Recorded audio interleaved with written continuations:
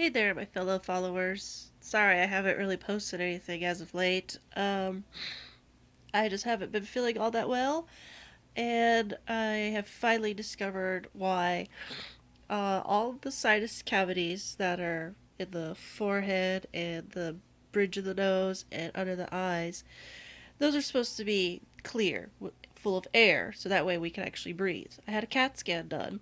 It is supposed to be black, which means air. Every part is filled with gray.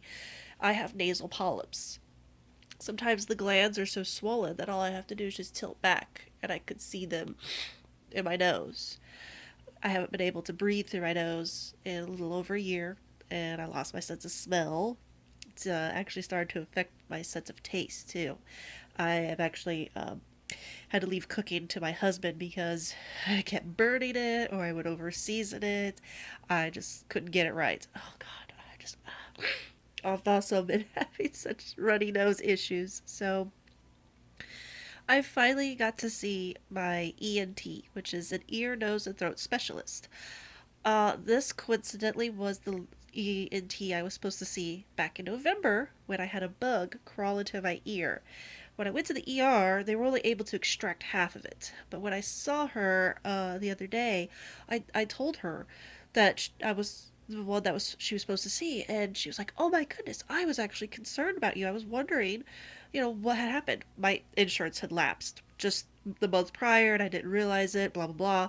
So I couldn't see her right then and there." So after we talked about the sinus cavities and everything, she had me go to, I guess, the ear specialist room because there was like three of them, and her technician extracted the rest of that darn bug. And oh my god, it's a very painful experience. It's awful. It's intrusive, but thank God it's out because there was actually a lot more left in it than I thought.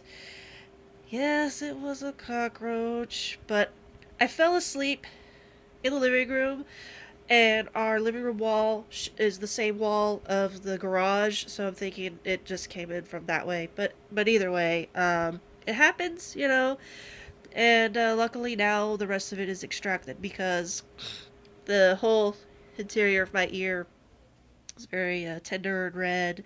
They gave me some medicine drops for me to put in, so that way I don't get an infection and whatnot. So it kind of killed two birds with one stone.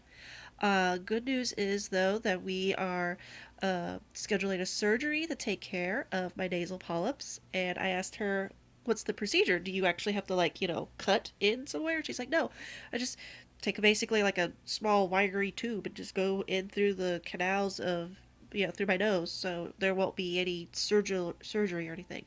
Not that I was worried about having a scar. I was just concerned. It was like, how do you go in? I'm actually curious about surgical procedures and things like that. Back when I had to have my birth control rod removed, you can see that scar right there on my arm.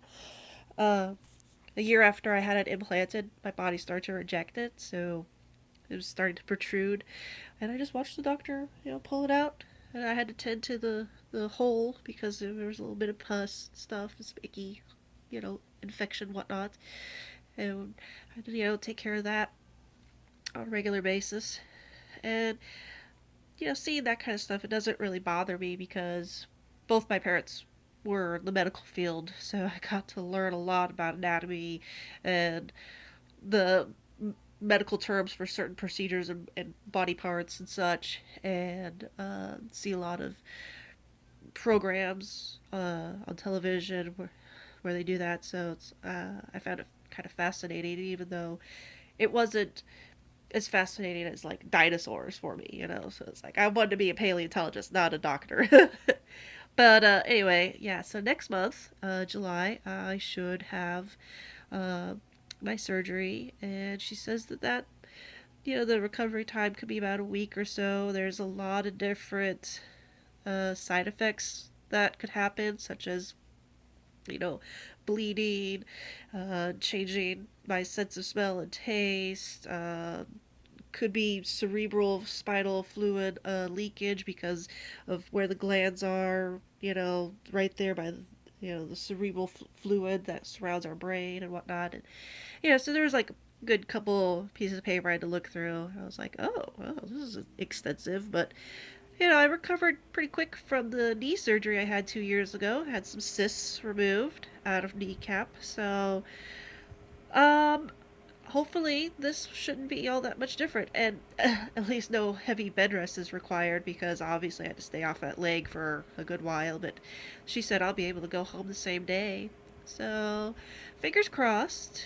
And if I don't do any videos for the next couple of weeks, you'll know why, because I have to just basically take care of myself. And uh, the heat has just been oppressive. Oklahoma is bad with humidity, so I have not been going out nearly as much. Haven't really hit any sales, flea market or whatnot. So we're just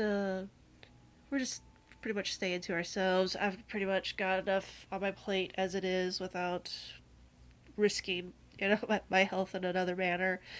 And but yeah, that's what's going on. And of course, I'll do a I'll do a post surgery video afterwards, so I can share with you guys how the progress is.